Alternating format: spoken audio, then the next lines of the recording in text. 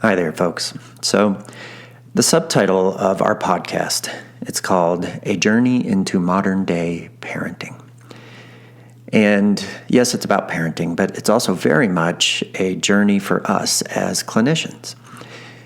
If you haven't listened to our first podcast, we talk about how the purpose of this podcast is not for us to give answers. It is for us to find answers. And I can say with zero doubt that this journey has and truly continues to improve the way we approach teaching children here at our clinic. It has just been such a blessing to be able to talk with various professionals so that we can better serve the families that we see here on a regular basis. This podcast that you're about to hear is certainly no exception. Already yesterday, we put some of these things that we learned from the podcast and put it into action with one of our wildest group of boys. They're a wonderful group of boys, but we do struggle to keep them focused, and we sometimes run into behavior issues. But yesterday, we put some of these things that we learned from this podcast into action, and seriously, the results were immediately observable. It was really so great to watch. And so just listen up. This interview is so rich and so full of amazing, helpful information for families that I barely know where to start. I'm certain that any of you with even a mild interest in childhood development and really just human development in general will get so much out of this interview. It's so packed with great information that I think you'll likely want to listen to it more than once. I know that I have. So our guest today is a man named Vince Gowman, and he's a registered counselor who works in Canada. And so, yes, he's a counselor, but you'll find that he does so much more. He's also a healer, a speaker, an author, a poet, a musician, and a singer-songwriter. So he wears all kinds of hats. And he puts on these great things that he calls playshops, which are workshops for people, especially early childhood educators. And the goal of these workshops or playshops is to help people remember the magic of play. So you'll hear us talk about these amazing playshops during the podcast. We came to find out about those a little bit later. But the reason that we found him and contacted him was due to an article that he wrote that went far and wide. It's had hundreds of thousands of shares from his website. It's called "The Right Brain Develops First: Why Play is the Foundation for Academic Learning." And this really, as you might imagine, very much interested us because that's what we do all day long is we play with kids. And so we'll be linking to this article so you can read it in the description of our podcast. But essentially what the article talks about is how the first 7 to 8 years of a child's life are spent in a right brain frame of mind, if you will, while the adult world expects children to learn and thrive in a very much left brain frame of mind. And we'll get into this in detail, but essentially how he puts it in the article is, while the left brain is more interested in outcomes or product, the right brain cares much more about the process. The journey is what matters, not the destination. And that's very hard for us as adults to realize that the journey is teaching us also probably more than the outcome. So what can we do as parents to have a deeper understanding of what exactly this means when it comes to your child's emotional, social, and academic development? We'll do a deep dive into this during the interview with Vince, and then we talk about so much more. We also find ourselves talking about how trauma affects children and how it affects you as a parent. And we'll talk about how trauma can find us before we even learn to talk, and in some cases before we're even born. And there's a fascinating part of the interview where he talks about how trauma can actually be passed down through our genes through multiple generations. And then, of course, we'll talk about things that we can do to start the healing process of these so we can be more available for our children. Then we'll go on to discuss deeper meanings of actually famous stories such as Lion, Witch, and the Wardrobe, Harry Potter, Alice in Wonderland, and how these stories represent transitions from our right brain thinking to living in the more adult-centered, left brain dominant world. That's an interesting part of the interview. We'll also talk about the long and rather upsetting history of the development of our education system. The list just goes on. So much more that I know you'll find fascinating. At the end of all of it, though, this interview brings so much hope and understanding to what we can do to better ourselves as parents and as educators. And hopefully it will give all of you, I know it did us, a better understanding of the world that our children are growing up in. It's a very different world. So make sure to check out the links associated with this podcast because you'll find links to classes he provides, books, wonderful videos, and so much more. So get comfy and get ready to go on a fascinating ride because it's time to chat. Hi, I'm Tanya Friend, and I've been a speech and language pathologist for 13 years. I am also the owner and director of Chatterbox Speech Therapy, a speech therapy practice that serves the children and community in Albuquerque, New Mexico. And I'm Corey Walker. I've been working with children for nearly 20 years, and I was a pioneering app developer in the area of speech and language pathology. We all have gifts in this life, and mine is knowing what makes children tick. Parenting in the modern age comes with uncharted challenges. We'll be bringing you discussions with experts in childhood development and introducing some tough questions and topics. Together, with our experience and knowledge, we have created this podcast to help you with your child's development and wellness. So, listen up. Because it's time to chat. And so just to give you a basis of why we contacted you, we started, so we have quite the wait list here of children who need speech and language services. And we think that it's getting worse and worse, correct? Yeah. And so the wait list is so long that we had to decide we had to do something to get messages out to parents so they could start doing things with their children to help them at home. So, you know, a lot of what we do isn't rocket science, but we do need the parents to know so they can start working and playing with their children a little bit more. And when I ran across your article, seems like that article went pretty far and wide. Do you know which one I'm referring to? Yep.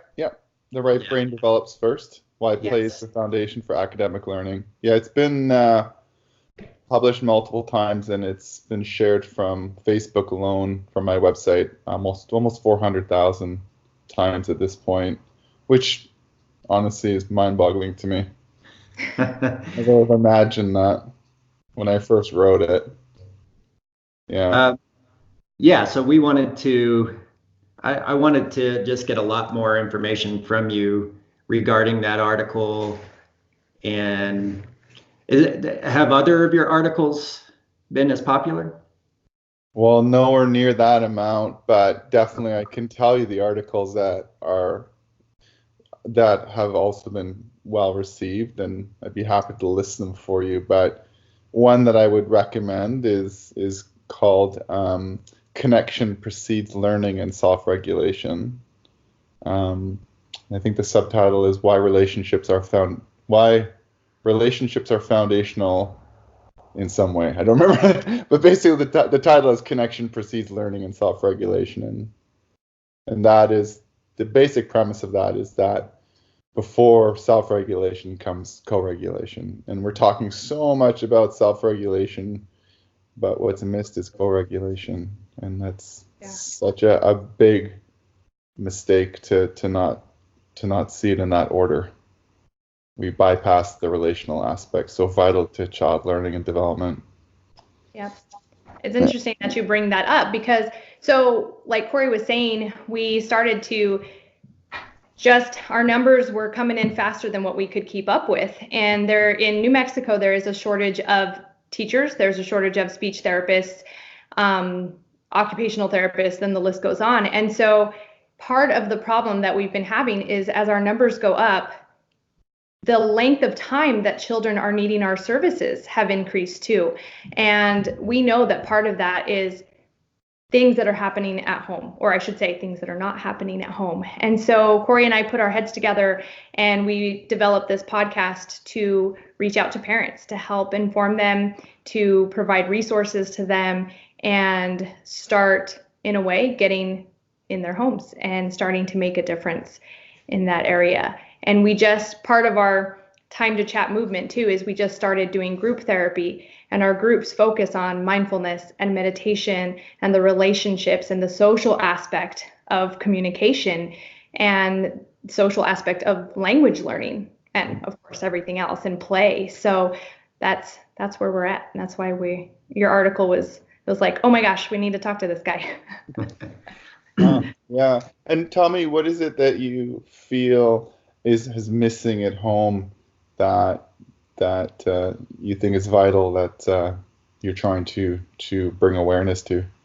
Connection, play, spending time with your child, putting the devices away, having conversations at dinner or any other time, true connection. Mm-hmm. And what we see it. And it's not, yes, we work with children and that's why we're focusing on this too, but that same issue is prevalent within the parents and their social relationships as well. And so the children are watching this and seeing this and learning, or shall I say, not learning how to build relationships or have connection. It's not modeled for them, nor is it something that they engage in with their parents as often anymore. Yeah, it's a massive systemic problem. It's huge. It's huge, and I don't think, and I know you do, but we don't get how deeply systemic and old this issue is. And I think a huge part of it is because we've lost touch with our traditional roots. In terms of, to me, the wisdom and traditions of hunter-gatherer societies and living in community and being close to elders and an extended network of community. There's, for instance, in certain indigenous cultures, it's the aunts and the uncles that are actually the disciplinarians of the children, not the parents, so the parents can maintain the as best they can a secure attachment. Wow. And so to me, like we're just waking up to attachment theory, and we are waking up to the deeply sad historic roots of our education system, to me, which perpetuate this problem, and just the overall disconnect to the land. So it's a hugely systemic problem, and in my opinion, this idea that mental illness is on the rise, I actually think is potentially incorrect, because historically we've had plenty of anxiety and depression. It's just that we're becoming more aware of it now, or it's starting to peak just like the climate is. So yeah. Anyway, so on that topic, I can go on a diatribe, so you'll have to stop me sometimes. No, it's okay. We probably both can do that along with you. yeah. So just to back up a little bit, you are a counselor, is that correct? Yeah, I wear many hats. I'm a registered therapeutic counselor, and it's a trauma-based counselor, and it's also somatic counseling. So it's a very body-oriented approach, partly because we recognize that so much of trauma is pre-verbal, so we want to be able to use the body a lot. I'm also do a lot of breath work with clients, and I do ceremonial work with plant medicine. And I also do a lot of distant healing, where I can work with groups of up to 8 people at a time to support them in their healing journey. And that's a whole different topic. Yeah. Can you talk a little bit? I read that you do a lot of somatic work. Can you talk a little bit about what you were just saying? Trauma is pre-verbal. Well, okay. So we know now that trauma is passed down epigenetically. Okay. we also, research has shown that memories go back as 14 generations. So we know that trauma is passed down through the lineage, and what's not processed, we potentially inherit. In other words, what's not healed, we inherit. Okay. Inherit epigenetically. So that's one level of pre-verbal trauma. Another level of pre-verbal trauma is the stresses incurred in utero. So what is the mother's well-being like? What are her relationships like? What is she consuming? These all impact the growing child. And then there's the trauma incurred at the age of, say, 3 months, pre-verbally. What happened then? And when I say trauma, it's not necessarily developmental trauma. It's not necessarily a psychological trauma, such as abuse or neglect. It could be shock trauma. It could be the child at 3 months old falling off of the bed and landing on the floor. So all these things are stored in the nervous system, in the biophysiology, and so talk therapy is beautiful. It's needed. It's just that we can only do so much with talk when addressing a pre-verbal imprint. Wow. So this, I hear that, and I'm thinking about the article.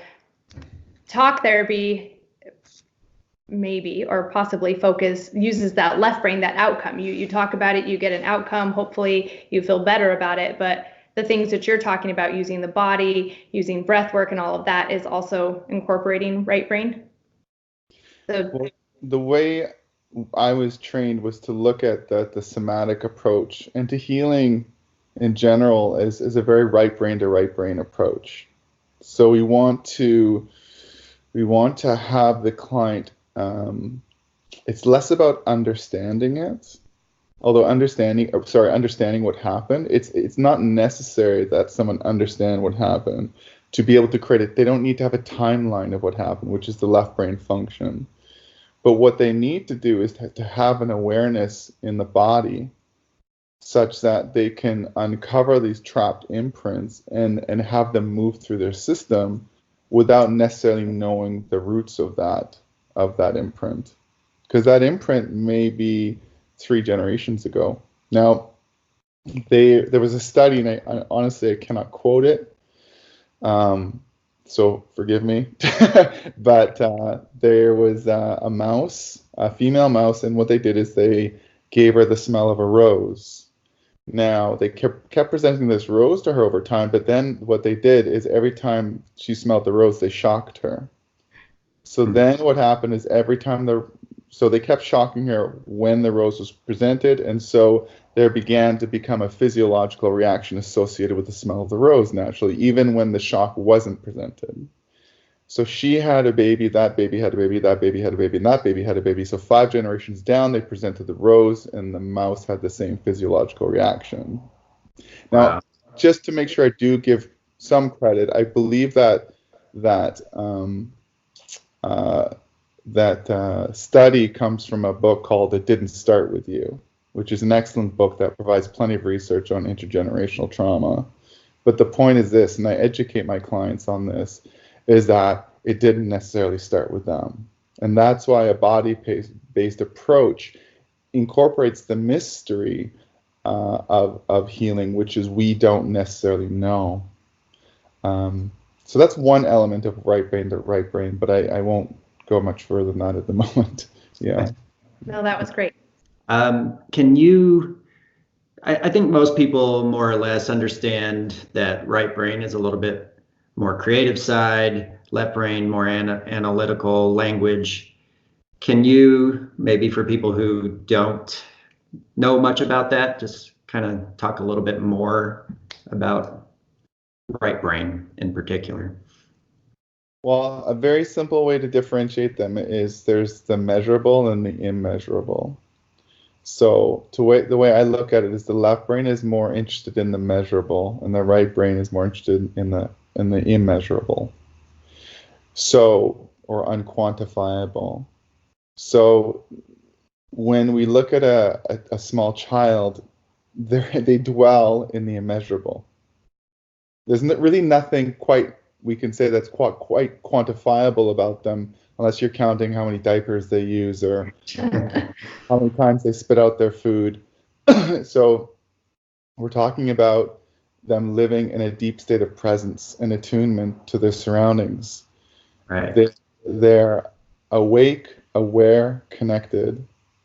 Now, you can't measure any of that.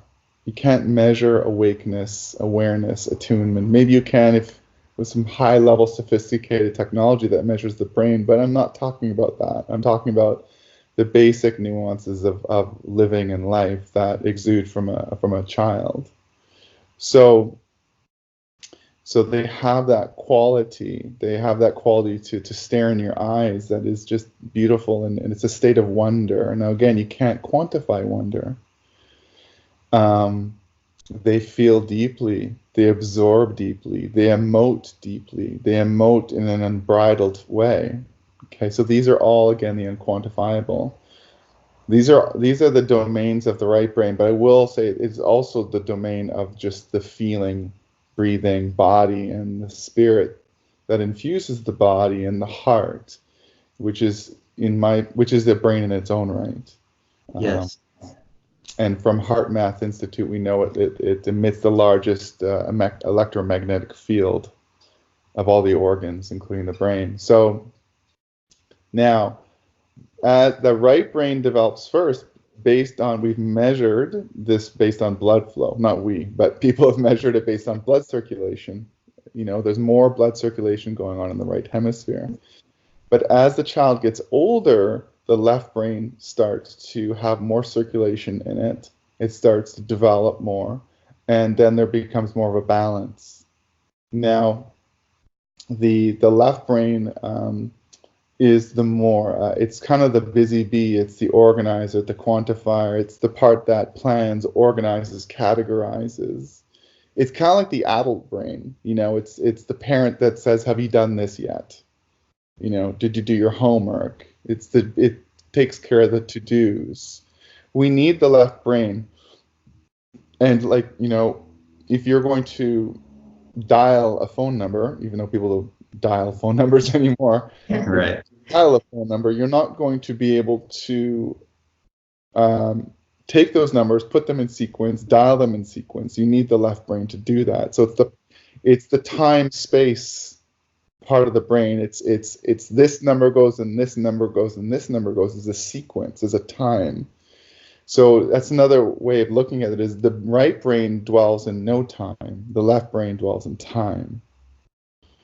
And so that's kind of a general, I can go on if you want. No, that's helpful. Yeah. And it sounds like to me from your article, and certainly, based on what we see, is that parents in general, most people, we live heavily in that left brain world, and we expect maybe too much left brainness out of our children. Is that fair? Absolutely fair. And so there's a study.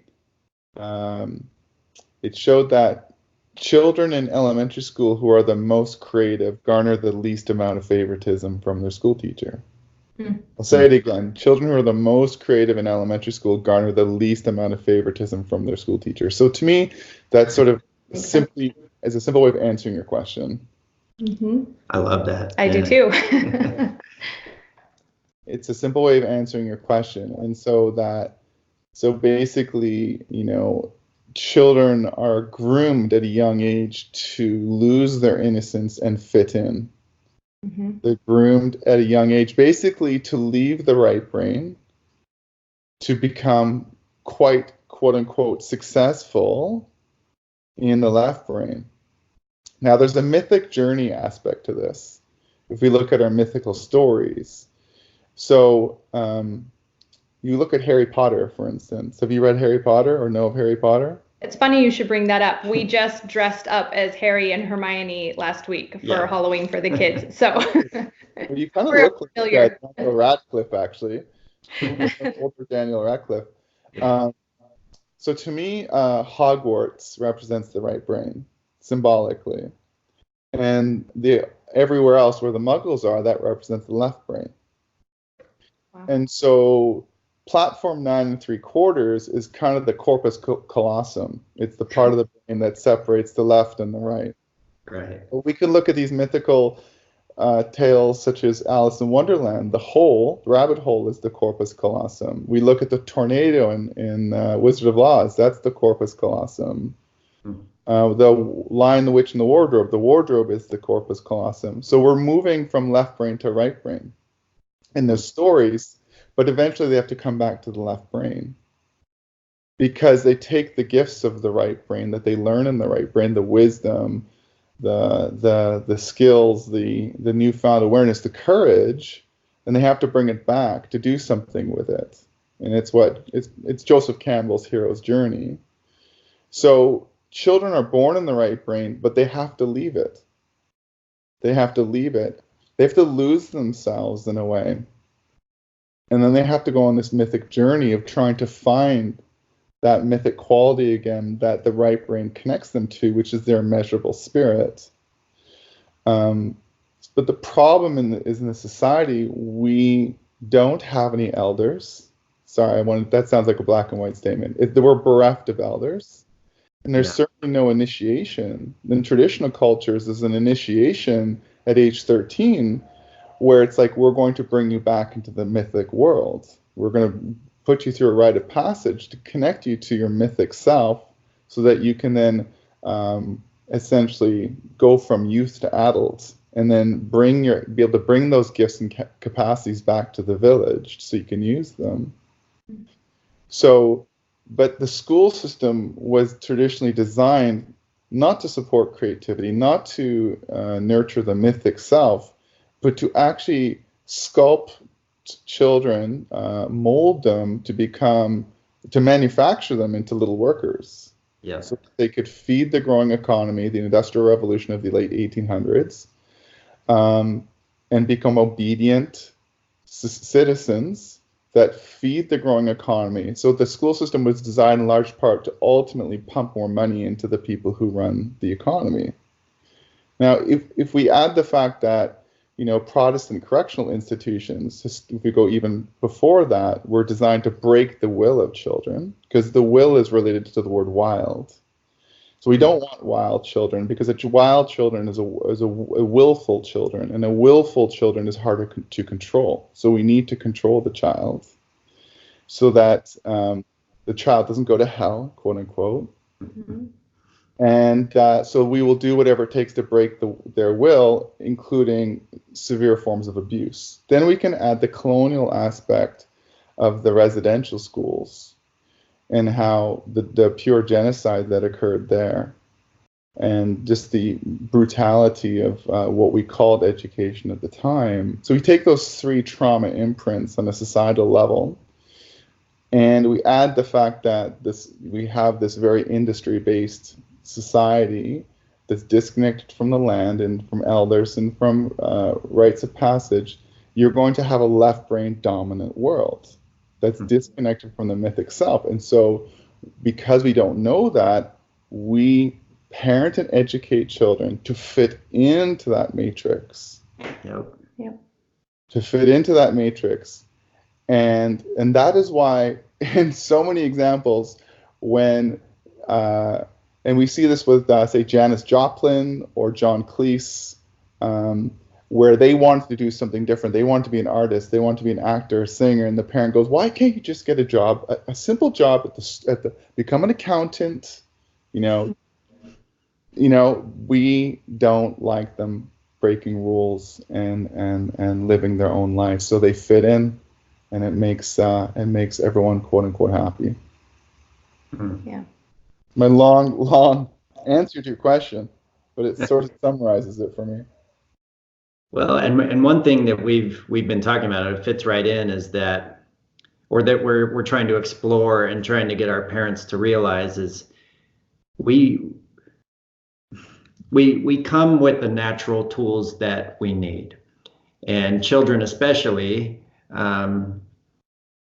do, and so that the way that they exist and that they play, I think all too often is just looked at, oh, that's just playing, or nothing is being accomplished when we're just sitting around talking to each other and playing. Nothing is being accomplished. And what we're trying to hopefully convey is that so much is being accomplished when you're talking and you're playing and you're imagining. That's one of our goals of everything that we're setting up, is to show that, like he just said, children are learning and they're connecting, and there's so much that's going on during play. Our therapy is all play-based, and so everything we do involves play, involves connection. Very rarely do the children we work with sit at tables and, drill speech sounds. They're doing it through play. But often we do have parents, sometimes even interns, that have come in and they what about the outcomes? What's happening? This just looks like play. And so we're really trying to raise that awareness of what can be done during play when children are just in that natural state of really, encouraging their right brain and having fun and being creative. So when a parent comes in and essentially says, "What is my Johnny done today?" what she's basically saying is, I want to see something measurable. Now, who is saying that? It's the left brain that's saying that. Yes. And another way of saying that, it's a parent that's disconnected from her right brain, and to be quite frank with you, disconnected from her or his body, disembodied. Yep. And that comes most likely, I can say with confidence, from trauma. From an unhealed body. So, which is a whole different avenue we can go down. But so that's the problem, is that parent is seeing through the lens of the left brain.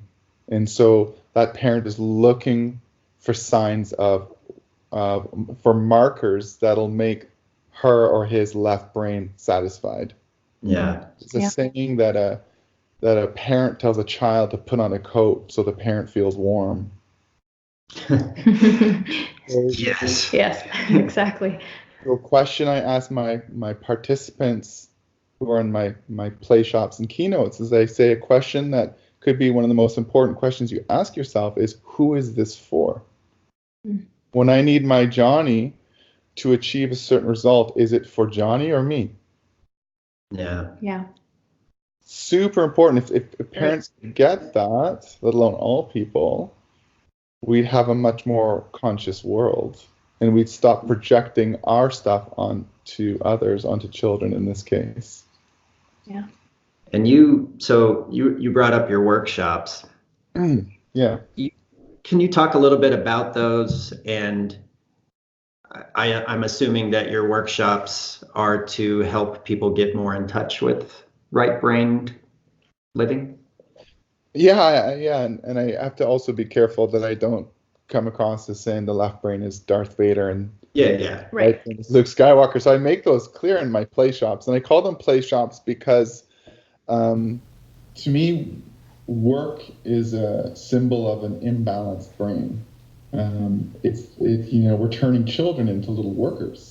So that's because we're balanced towards the left brain, which is much more interested in tasks and to-do lists.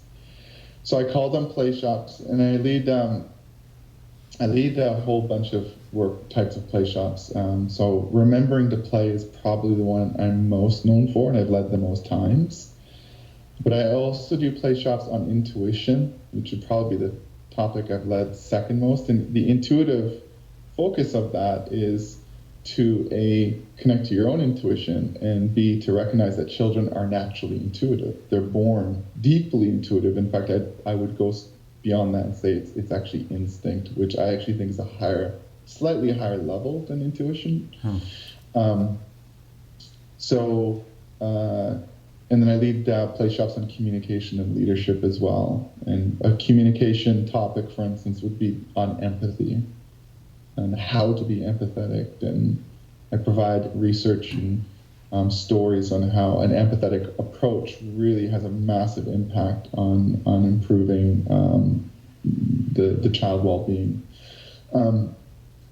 So, but to the point of remembering to play, which is the most common topic, yeah, absolutely. It's about helping people connect to their heart, to their childlike innocence, and thus their right brain, to help them have faith that they don't need to control the child's existence as much if you allow play to do the quote unquote work. One of the things I say is that if we trust the intelligence of play, we don't have to control a child as much. We can step back because play will do the job. Mm-hmm. If you look at a child playing with blocks, just blocks alone, how many different things is a child learning just through blocks? Yep. Asymmetry, balance, cause and effect. There's so many. There's like 50 things, and I mean that literally. Yeah. So that's just blocks. What if they go to drawing? Or what if they go to their baking set, or playing with mud, or any form of loose parts, or whatever? We control children because we were controlled ourselves. Yeah. Education, the etymology of education comes from the Latin educare, which means to draw out. And that's really important. Now, I've spoken to thousands and thousands of early childhood educators, K to 12. I work mostly with teachers of younger children, and I say, who here knows the etymology of education? Out of thousands and thousands I've spoken to, I've had probably 3. Wow. What's the impact on the education system if we don't even know its etymological roots? Yeah, I have to admit, I didn't know. Yeah. So education, though, begins, in my opinion, with how we see a child. Do we see a child as an empty vessel that we need to pump full of information? Or do we see a child as a vessel full of love, light, wisdom, gifts that is longing to be expressed in the world? So suddenly we have a whole different way of relating to a child and educating a child, such that we respect their immanence. We respect that they have a soul that's longing to be expressed. And therefore we become like a poem I recently wrote, like banks of a wild river. We are banks, but we're allowing the river to run wild. And we're not getting in the way as much. And play really is the medicine, so to speak, that allows that river to move freely and allows the child to stay connected to their fluid nature, which is a healthy nature. Can you talk about what you see the adult's role in playing with the child? Obviously, a child will do what they want to do. What do you see an adult role as?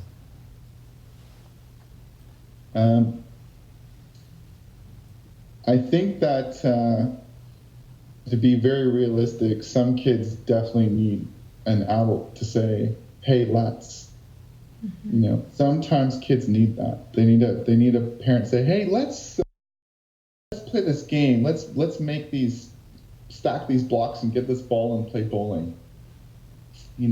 And kids sometimes need that. In my opinion, the more technologically oriented a child is, or the less connected they are to nature, or the more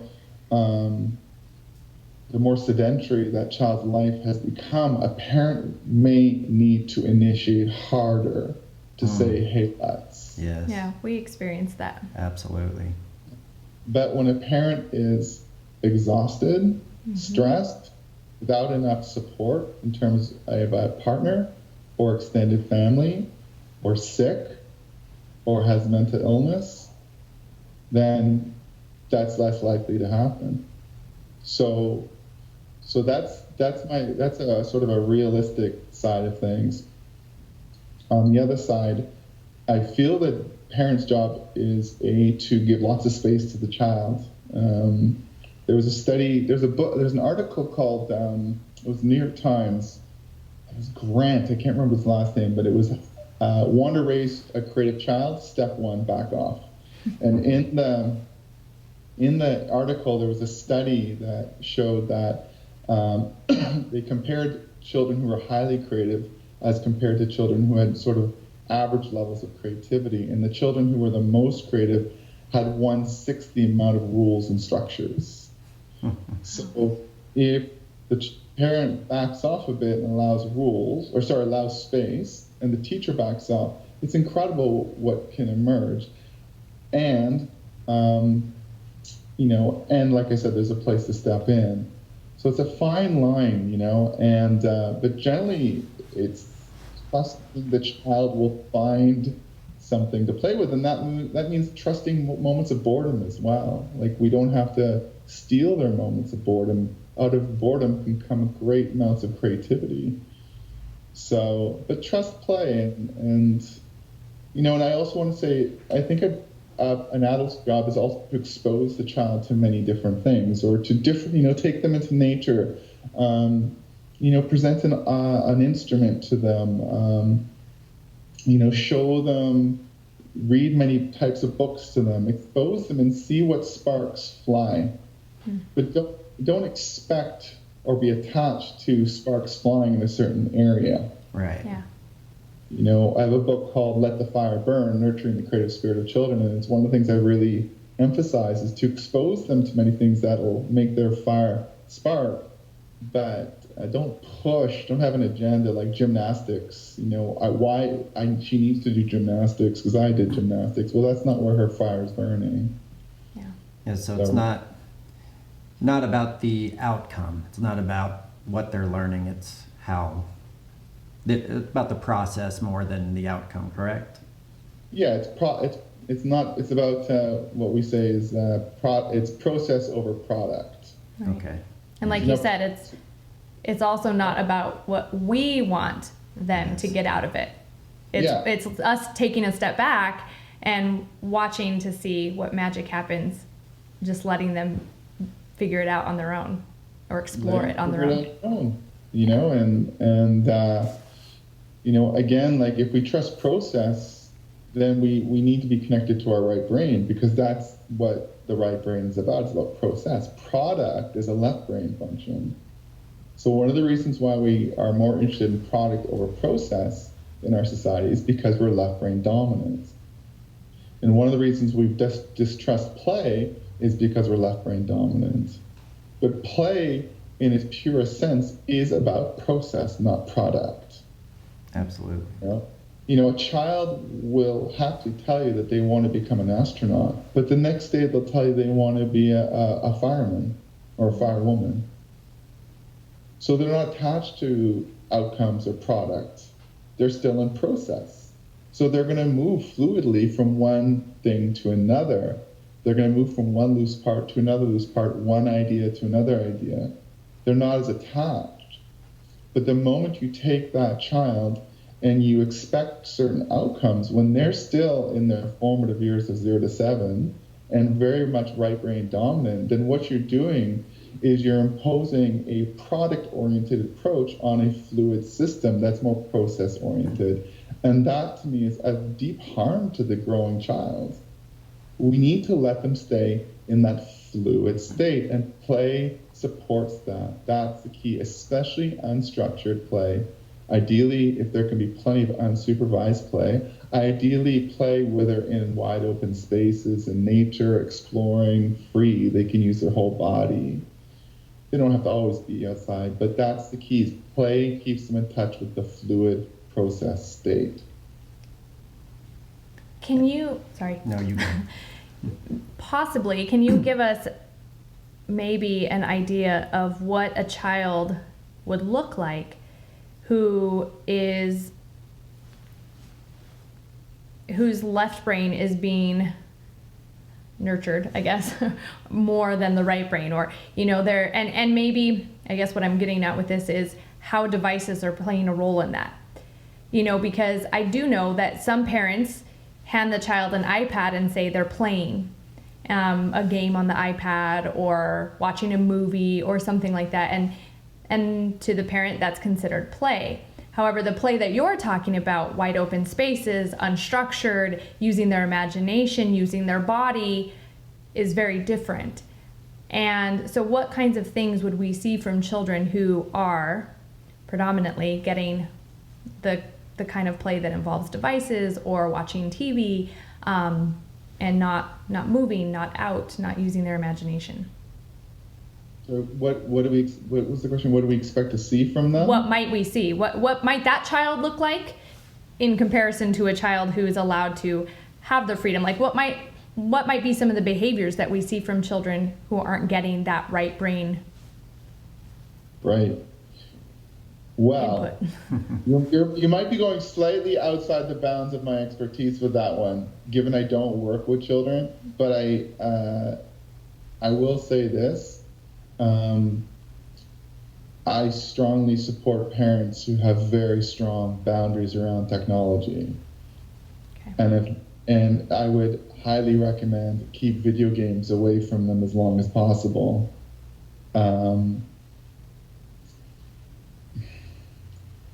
I think, there's something called direct attention fatigue, and it's from staring too much in a focused area, right?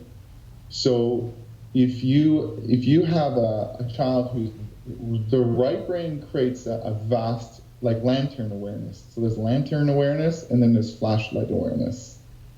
Okay, so children with the right brain dominance have a lantern awareness, if that makes sense. Yeah.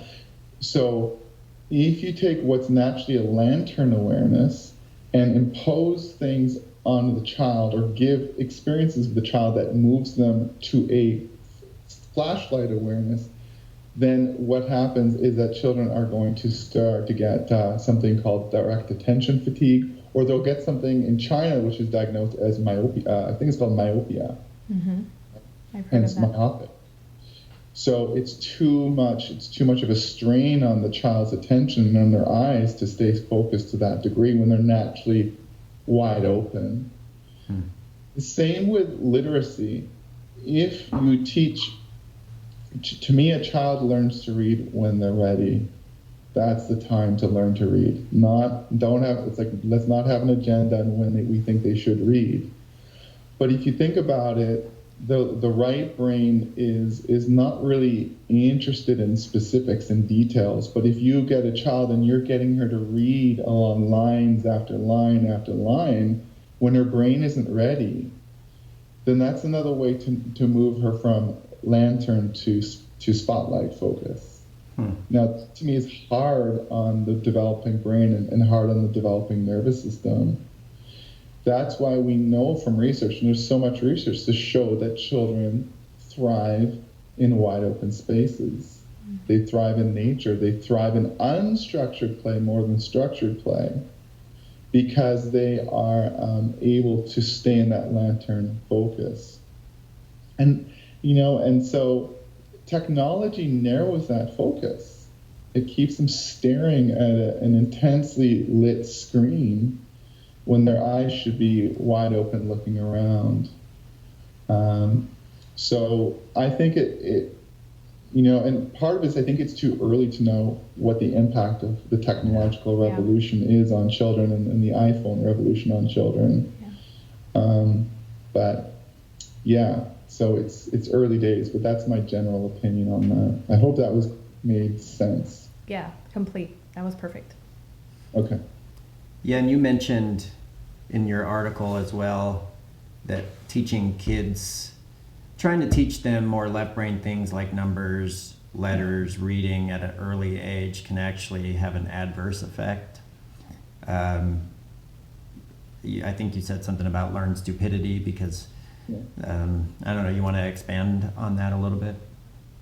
Well, if we're teaching a child ABC in 1, 2, 3, when she is, I'll just say she for simplicity, when she's right brain dominant and generally not interested in it, then we're going to force her to do something that she is just generally either not interested or not able to do.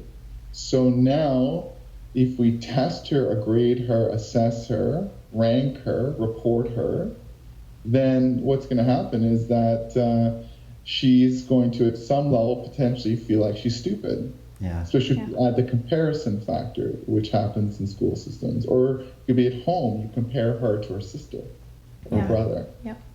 So then what happens? She's going to learn she's stupid. And it's not that she's stupid. She's obviously just not ready or willing or interested. So this is a significant problem, in my opinion, in our societies, is that we are teaching developmentally inappropriate curriculum.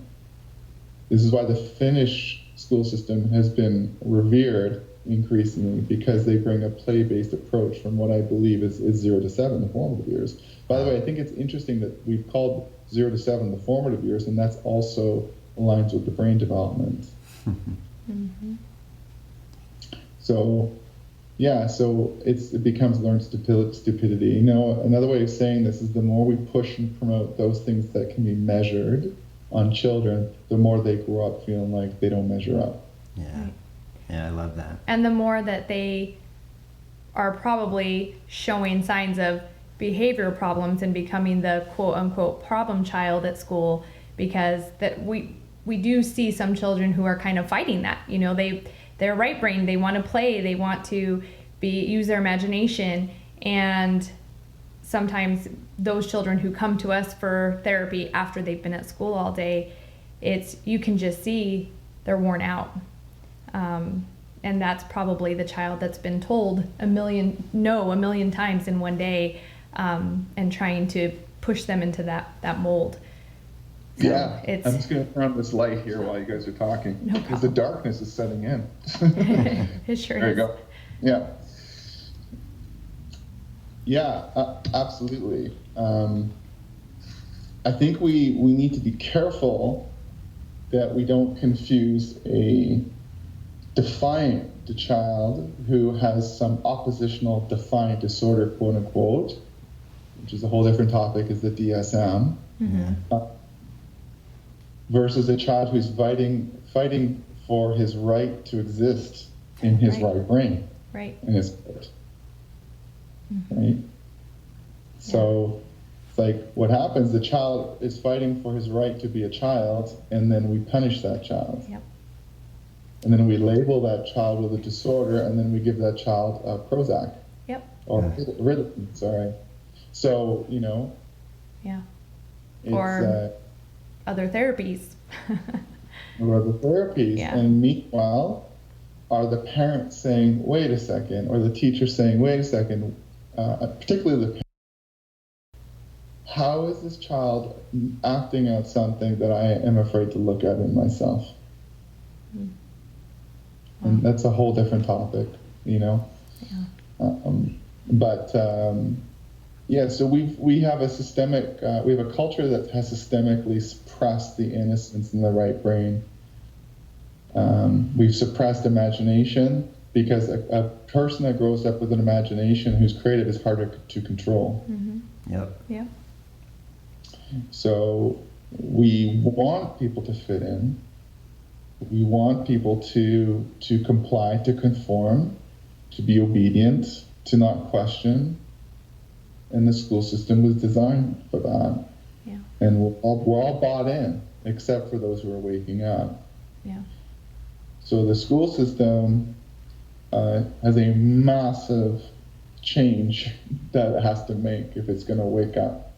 But Yeah. it will need to crumble in very beautifully devastating ways. I think you're right. Yeah. Yeah. We agree. Yeah. And parents need to also to wake up to what's happening, so that they are not not parenting the kids to fit in, to fit into this conformist consensus culture. But to do that, they need to do their healing. What's very fascinating, one of the coolest things I learned recently, is that the word trauma comes from the old German word Traum, T-R-U-M, and Traum means dream. So when we heal our trauma, we wake from the dream. Wow. And the dream has been the dream that I've just laid out, in part, the dream of fitting in, the dream of how we've historically had a culture that has been conditioned to comply, to basically become automatons And so we heal our trauma, we wake up for that. We wake up from that, and as we heal, we are much less likely to parent from that dominant culture mindset. And so we are more likely to let our children be wild and free, and potentially we may even want to homeschool them. Well, I think that's a very popular thing. Yeah. There was a time, I have three kids. There was a time, I would have laughed at that notion of homeschooling, and now I think about it seriously all the time. Yeah. It's a huge topic. It's a huge topic. Do you, and we'll let you go here, I am curious, your play shops, is that what you said? Play shops, yeah. Play shops. I find that interesting, just the little bit that I've seen. I think probably all adults across forever probably could have used something like that. But in particular now, you were talking a little bit earlier about how everybody's overwhelmed, and especially parents. Do you think is part of the design of these workshops to get parents, I don't know, to be more energized, more willing to not just play with their kids, but I don't know, tell us a little bit more about your goals for those. Remembering to play, first and foremost, it needs to be noted that it's not called learning to play, it's called remembering to play. Yeah. We all know how to play on some level, we've just forgotten. Mm-hmm. And we've forgotten for the many reasons I've listed in this conversation. So it's called remembering to play. My number one goal in remembering to play is for the adults I'm in this play shop with, for them to reconnect to their spirit. And so remembering to play means remember your spirit. So okay. If they can remember their spirit, and in particular their childlike spirit, if they can remember what it means to be a child and what it feels like to be a child, then they're more likely to remember the importance of play. Yep. If they remember the importance of play and feel their childlike spirit, they're more likely to respect play as a vital force in a child's life. And therefore they're less likely to try to shape a child, but to instead allow the child to be shaped by play. And so that's kind of the main goal, is for them to move through this process of it. And it's a very experiential, it's a play shop. There's no tables, we sit in a horseshoe, there's tons and tons of games, activities. Some go deeper than others. And usually there's some emotion at some point. Some grief comes up, because as they connect to their inner child and their childhood and each other, they connect to the wound of having lost that. Wow.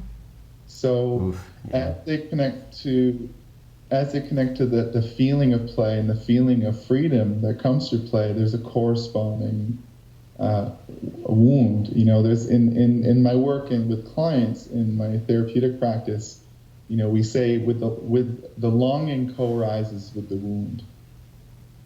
So, for instance, as I connect to the longing to become more relaxed in my life, I suddenly feel the wound of guilt that says you shouldn't allow yourself to relax for a moment. Mm-hmm. Yeah. As I connect to the longing to have my first art display at a gallery, I connect to the wound that says you can't do that and everyone's going to hate your art. So in my play shop, the wound of play and the wound of loss of innocence co-arises, and that's something that then must be felt through. And then suddenly, if they can feel that and have empathy for it, then suddenly they're going to have more empathy for the child their own child who wants to play, and going to have more internal conflict with, or more conflict with the teacher who wants to take play away, or their partner who doesn't respect play. Yeah. The best feedback I can get, and this always makes me a bit emotional when I think about it, or when it happens, is at the end of the play shop they say, you know what, I just want to go home and hug my kid. And that's the most important thing I want to hear from them. It's just that they go home, and because of what happened, they love their child more, and they love playing more. So, I don't teach play. I educare play. I draw it out, and we use the experiential activities to have them connect to it, and also to learn practical tools that supports them to better connect to their children. So there you go. That's it in a nutshell. That's wonderful. Yes. Yeah. Is there anything else that you would like to say to our listeners, mostly parents of young children? Anything you want to plug? I'll plug. I don't mind plugging. Yeah. So I have two books. One's called Let the Fire Burn, Nurturing the Creative Spirit of Children. And another one's called Wild Empty Spaces, Poems for the Opening Heart. Both are on Amazon. But in truth, I don't need more money. I'm fine. I make enough money. So I say that to you just, if you may find the book inspiring. Yes. But my website is a virtual database of articles. And there's two articles that I will recommend people read. Apart from The Right Brain Develops First. One is called Remembering the Soulfulness of Play. Remembering the Soulfulness of Play. Trusting the Intelligence of Play to Raise a Child is the subtitle. We'll link to that one specifically then. We will print out and hand out that article to our parents. I have no problem. The second one is called Connection Precedes Learning, the one I mentioned earlier. Yes. Okay. The other thing I really recommend people do is look at a video I have on my YouTube channel called Come Out and Play, Embracing Life's Infinite Playground. I highly recommend people watch that. One of the great myths is that I ask my participants, I say, what's the number one thing that gets in the way of you playing? And they always, I don't want to say always, most of the time they say time. Mm-hmm. Yeah. So I use this video to basically challenge that myth and say you actually don't need time to play. Mm-hmm.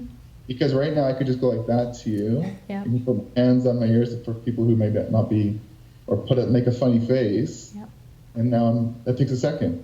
You don't need time. You just need to take the risk of the vulnerability, the courage, the will to be playful every moment. Playing is a state of being.